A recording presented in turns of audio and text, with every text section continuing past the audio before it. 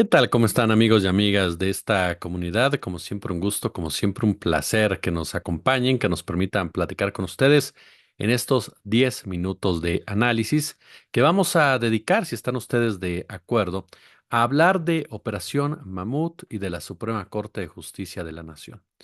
Ayer estaba observando una entrevista que realizó nuestro querido Manuel Pedrero con Jairo Calixto y Fernando Rivera Calderón sobre esta postura por parte del máximo tribunal del país, de la gente que maneja su área de comunicación social, que manejan sus redes, de lanzar cuestionamientos a un episodio, a un sketch, como ustedes quieran mencionarlo, en donde se parodia la figura de Norma Piña. Particularmente, el episodio al que hago mención tiene que ver con lo sucedido en días pasados en el Senado de la República, en donde Norma Piña se reunió con Gerardo Fernández Noroña. En esta caricaturización que hacen los geniales integrantes de Operación Mamut, pues te plantean, por supuesto, ¿no? Esta relación entre el famoso bellaco, como se le dice coloquialmente a Noroña, Norma Piña, que sale en una foto muriéndose de risa, y de repente aparece la figura de Lili Telles, a quien la comedia, el humor involuntario, el humor voluntario, la sociedad han emparentado con Fernández Noroña, han relacionado con Fernández Noroña en un aspecto hasta sentimental. Claro, todo esto es parte de la broma, parte de la burla del día a día que se genera en la política nuestra. Pero vaya que se molestaron los integrantes de la Suprema Corte de Justicia, vaya que les incomodó dicho episodio, porque comenzaron, por ejemplo, a demandar a Operación Mamut en las redes sociales de estar llevando a cabo violencia política de género, tratando de comparar esto que les platico con lo que sucede entre la senadora Andrea Chávez y Antonio García. Esto tiene varias aristas, por supuesto. Uno de ellos es tratar de colgarse de esta discusión para decir, ya ven, del lado de la izquierda también llevan a cabo esta práctica, haciendo una comparación totalmente falaz, pero sobre todo irresponsable e ignorante entre los dos sucesos. Porque por un lado, vemos un momento de humor político basado en cuestiones reales, en cuestiones eh, políticas, en cuestiones, por supuesto, profesionales como tal, y por el otro vemos un ataque personal. Por el otro vemos un discurso de odio disfrazado precisamente de crítica política. Es muy sencillo de ver, menos para aquellos que gustan de tener, por supuesto, los ojos tapados o de intentar pretextar o justificar a uno de los suyos tratando de embarrar al resto. Y el segundo punto, por supuesto, tiene que ver porque a final de cuentas, si algo ha caracterizado a los integrantes de la Suprema Corte de Justicia, es esta postura soberbia, envilecida, de la cual hacen gala cada uno de los integrantes de la Suprema Corte como tal. Lo hemos visto con Luis María Aguilar, lo hemos visto con Lainez Potisek, lo hemos visto con Mario Pardo, lo hemos visto con González Alcántara, con Margarita Ríos Farjat, por supuesto también con la propia Norma Piña, quienes asumen, ¿no? Un papel de sabelotodos, un papel de personajes quienes están en este Parnaso, diría mi querido Horacio Franco, en donde ellos mismos han ido construyendo un castillo de arena en el cual son seres impolutos, son seres intocables, son seres superiores, a los cuales tienes que otorgarles regularmente una especie de alabanza para reconocer el gran papel que han desarrollado durante todo este tiempo en beneficio, por supuesto, de este país, porque al ser ellos los togados, al ser ellos los hombres y mujeres del birrete, al ser ellos los que todos los días llegan y se sientan en esa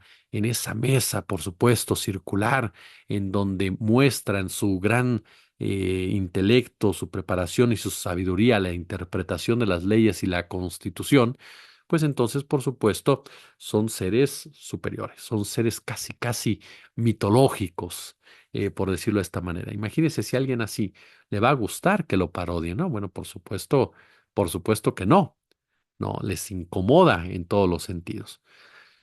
También hay un tercer punto, que es, por supuesto, y que creo yo es el fondo de toda esta discusión, y que es que la oposición critica mucho lo que hace. Es decir, hablan de violencia política de género cuando ellos lo están cometiendo.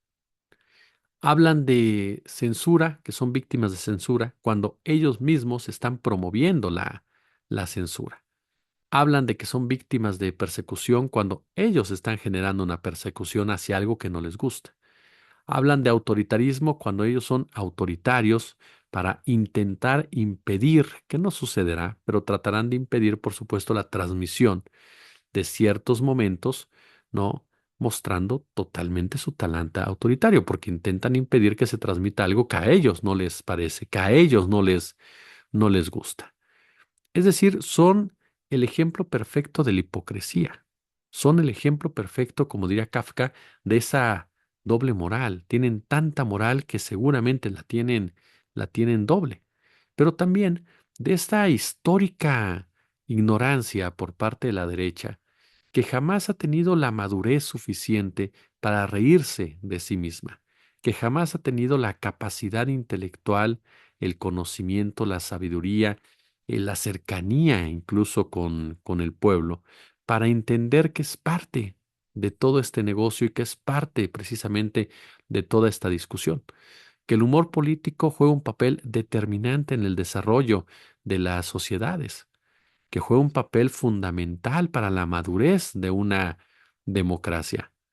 Y que cuando es un humor político inteligente, como sucede en Operación Mamut, se tiene que reconocer y se tiene que aplaudir porque hay mucho trabajo detrás. Una opinión la puede dar cualquiera, un tipo de lentes con suéter morado lo puede hacer, pero la realidad es que el humor político requiere de mucha inteligencia, de mucha preparación, de mucho conocimiento, de mucha capacidad de análisis, de una enorme capacidad de síntesis incluso, y sobre todo de un manejo particular del lenguaje, para no caer precisamente en hechos ofensivos, prosaicos, de burla hacia sectores vulnerables.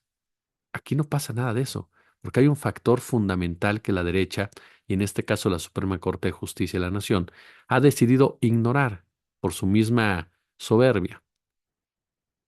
Al poderoso se le critica, se ríe de él, se le cuestiona, toda la vida. En este caso, la Suprema Corte de Justicia y Norma Piña no están siendo víctimas, son parte del poder, son funcionarios públicos y como tales son motivo de señalamientos, ya sean de críticas duras, ya sean de análisis profundos, ya sean de un humor político.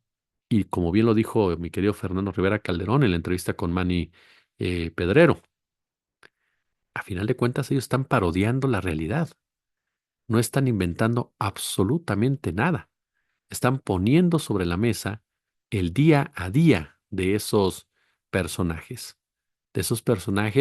que llegan a sentirse dueños absolutamente de todo el pastel, sin darse cuenta que desde hace mucho tiempo están totalmente indigestados por el mismo. Este caso en particular, que además a, me recuerdan a la vecindad del Chavo del Ocho, ¿no? En donde acusan a la gente de Operación Mamut con la nueva directora del Canal 11, como lo hacían la Popis, le decía a Kiko que acusara al chavo con su mamá, ¿no? Acúsalos con tu mamá, Kiko. Bueno, así suenan precisamente los integrantes de la Suprema Corte de Justicia, sus personeros del área de comunicación, sus comunicadores y sus seguidores, haciendo berrinche. ¿Por qué? Porque Norma Piña es caricaturizada, cuando deberían de hacer berrinche, porque Norma Piña, por sí sola, es una caricatura del liderazgo que hoy por hoy requiere el máximo tribunal del país. ¿No le parece? Y todo el reconocimiento, admiración a Nora Huerta, a Rivera Calderón, al propio y a mi querido maese de maeses, Jairo Calixto, por el gran trabajo que están llevando a cabo en beneficio, en muchos sentidos, de la sociedad. Gracias por su atención. Si quiere apoyarnos, en la descripción del video, se lo vamos a agradecer muchísimo, por supuesto, que lo haga a través de las cuentas que tenemos ahí, si son tan amables, o bien que se suscriba a Patriot. Yo le agradezco muchísimo, de verdad, que esté con nosotros apoyándonos en este periodo de desmonetización. Y ya lo sabe, como siempre, un gusto, como siempre un placer. Gracias por todo.